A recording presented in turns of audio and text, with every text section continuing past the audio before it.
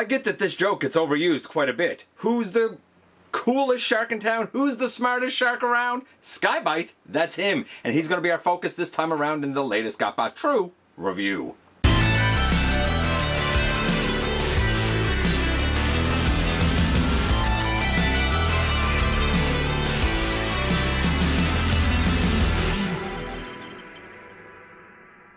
Hey one hell, welcome back to the channel. I'm your host, your most humble of hosts, Dennis Moulton, aka GotBot. As always, please like, comment, share, of course subscribe, and while you're at it, light 'em up, baby.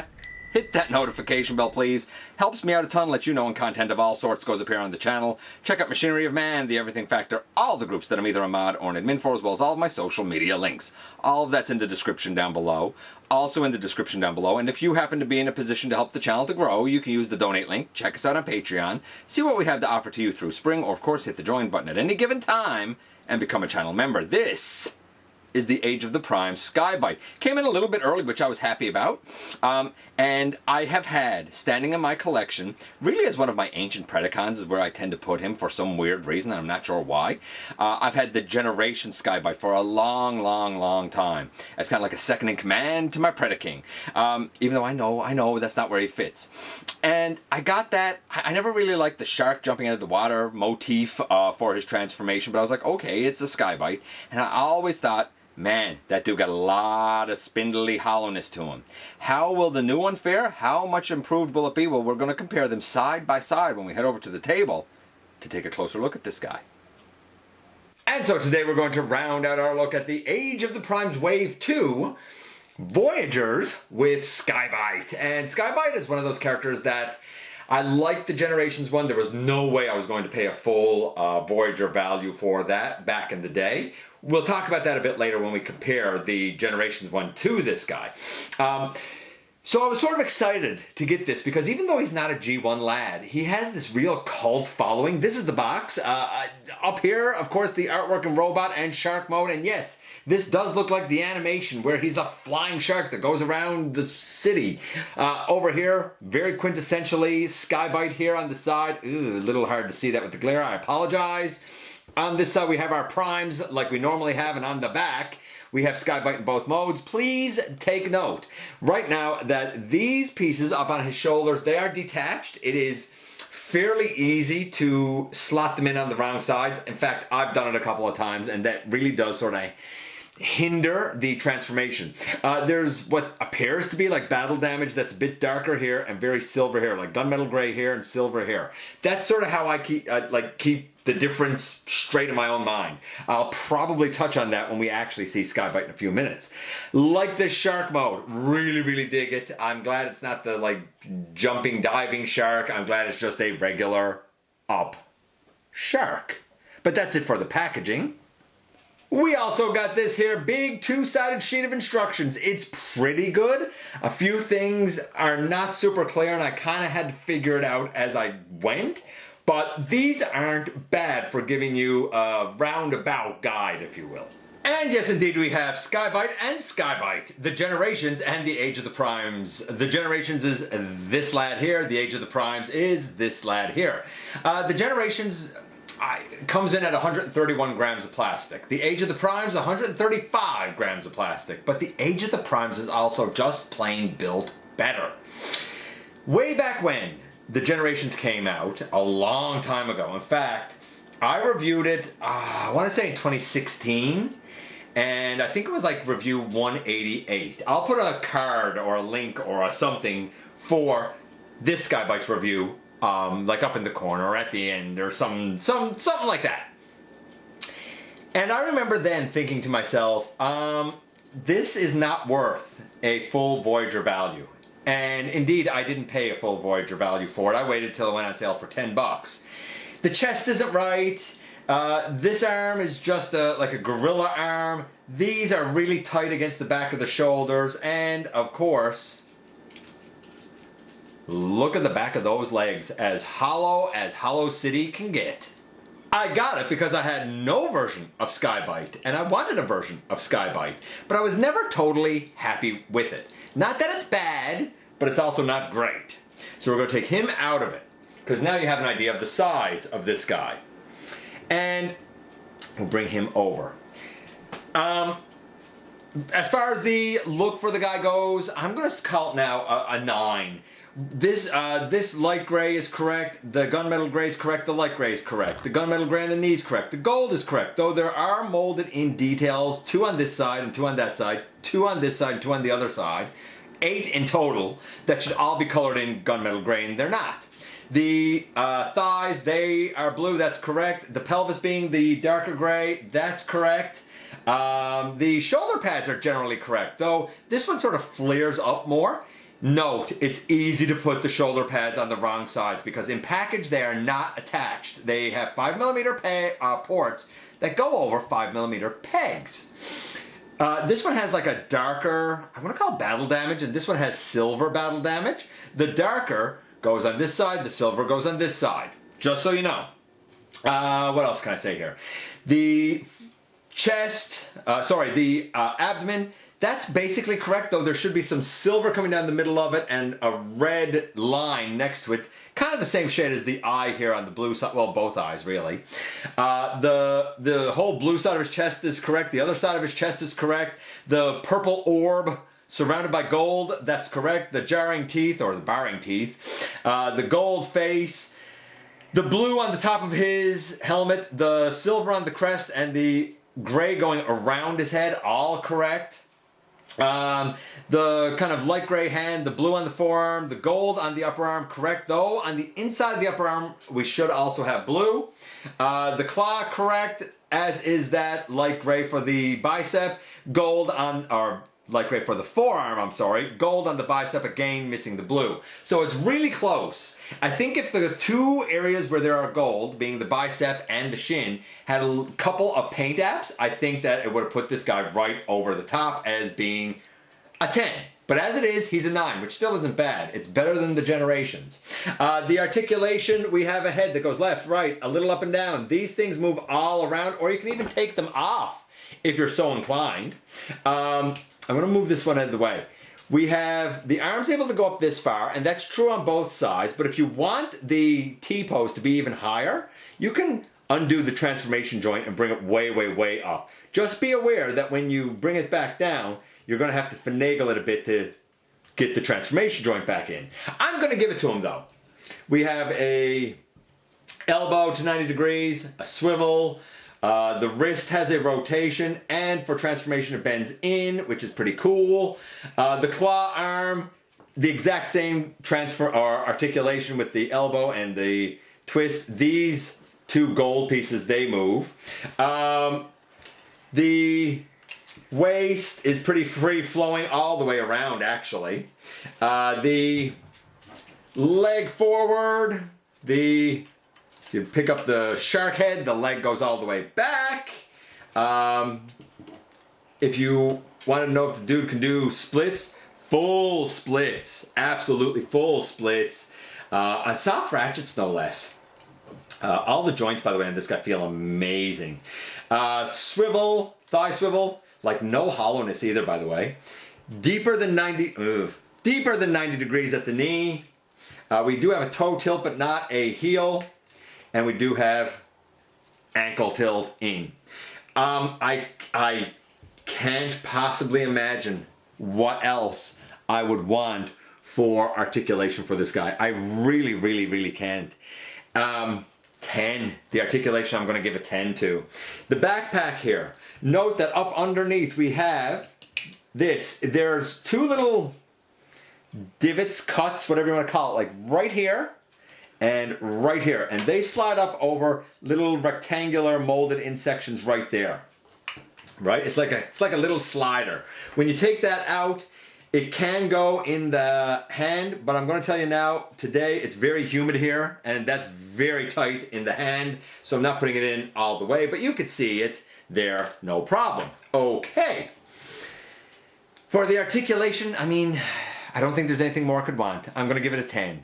So we have a 9 for the look, a 10 for the articulation. Man, that is a 9.5. We haven't even done the transformation. I'm not putting the other one, like I said, in his alt mode because it's like he's jumping out of the water. And that was done to accommodate a flight stand. It's just a pain to do. And honestly, I don't think I've ever quite gotten him perfect. let's do this guy. So, where to begin? I'm going to straighten out the arm, and I'm going to lift this up, and I'm going to lift this up. Don't be shocked if these come off, because they like to work their way off. They're snug, but in manipulating them, they like to work their way off. Additionally, I'll note now this fin and this fin, they were actually on sprues inside of the package that I had to take off. They go in with 5mm ports and pegs as well. Okay, so we're going to begin, now that we got that done, I'm going to straighten those up there, and we're even going to fold this hand in. And now the head and the entire backpack separates from the body, just like that. Okay, so all of that separates from the body. Now, you'll notice there's a pin here and a pin here. Both arms are going to come up. I'm going to start with this one over here first, that's his tail. I'm going to bring it all the way up, and I'm going to push it back. I'm also going to make sure that the two gold pieces here are facing the top of what will be the fish, and I'm going to make sure that I turn this so that the opening is facing down, which means I need to rotate this at the wrist. Cool. Then I'm going to unpeg this one. This time I'm going to pull it forward, and I'm going to turn it again down here so that the fins are at the bottom, and there's actually a peg right there, a little rectangular peg behind my finger that goes up into a slot right there, and the hand will go up into this hole here, and that will solidify the entire tail section. Just like that. Okay, beautiful. Oh, sorry, that went off screen just a little bit. My apologies. Next, we're going to bring this piece. Hold on. We're not going to quite bring that piece yet because I don't quite have all of this brought up yet. Okay, cool. Now, I'm going to wrap both of these pieces down. This side here, if I'm not mistaken, and I can find, yeah, this side has a little tab here that goes into a little rectangular slot right there. So this should come down like that. I'm not going to quite press it in yet. Then on the other side over here, we have the same sort of thing, a tab, and the slot is right here in the gray, but we also have a tab hole that's horizontal that goes over this tab right here. So it locks in basically 3 spots if I've done this right. Make sure the head is straight because it goes between these fins. And once we have that, we should be able to put both of that together. Thusly like that. Okay, looking good. This might pop apart, by the way, as we're finagling here, but let's hope it doesn't happen. Don't be surprised if it does. Okay, keep in mind, it's like I said earlier, it's very humid here, so some of this might not work as ideally as I would like, but we'll see. We're going to fold this piece down, and we're going to fold this piece down. These are supposed to pull out. I already have them pulled out, honestly, because I was like, hey, I don't really know if they'll move easily later on. Then we can deal with the legs, and the legs are not a pain, but you've got to be very precise with the legs. That's all I'm going to say. So, we straighten up a toe and we straighten up a toe.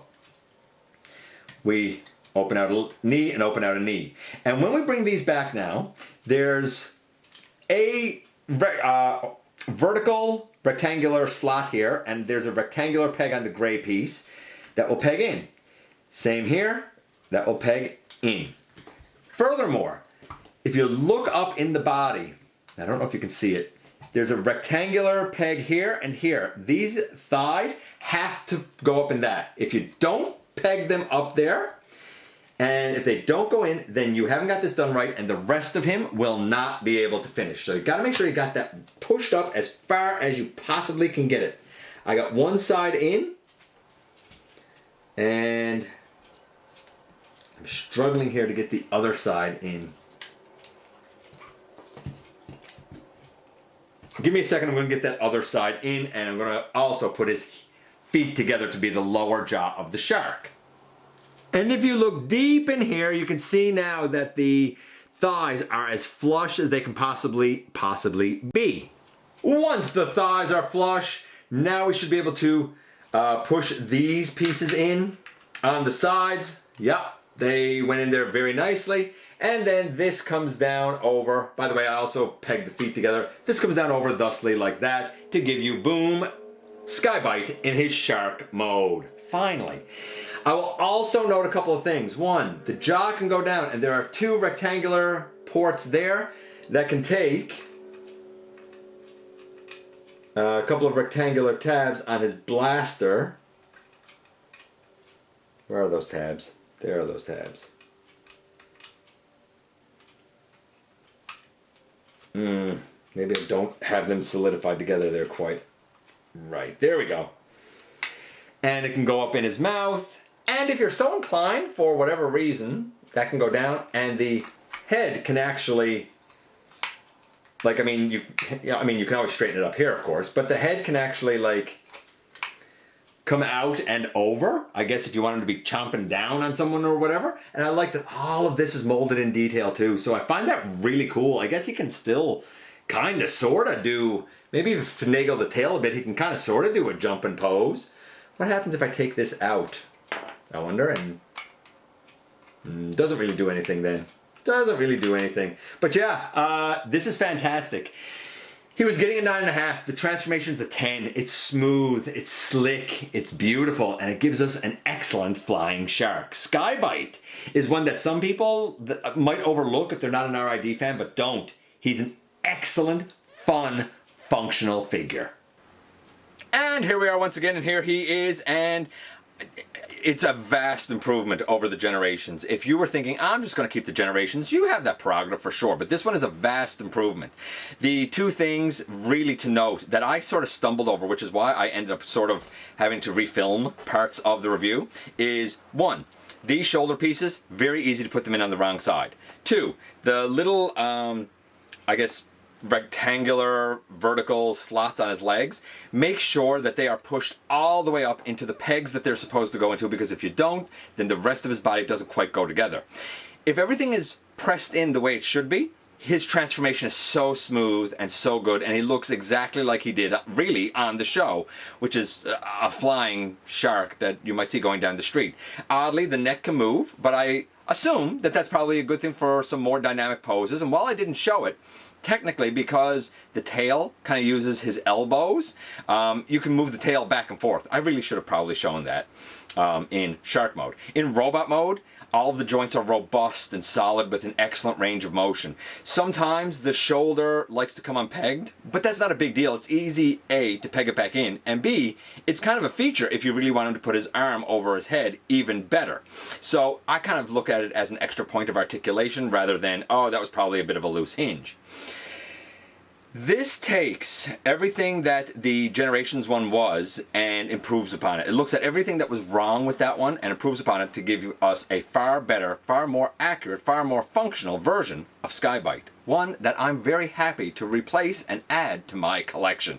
Yeah, Age of the Prime Sky-Byte. I think it's the Sky-Byte we were always waiting for. I appreciate you guys coming by, giving me some of your extremely valuable time. I do know how important it is to you. If you're in a position to help the channel to grow, you can use the donate link. Check us out on Patreon. See what we have to offer to you through spring.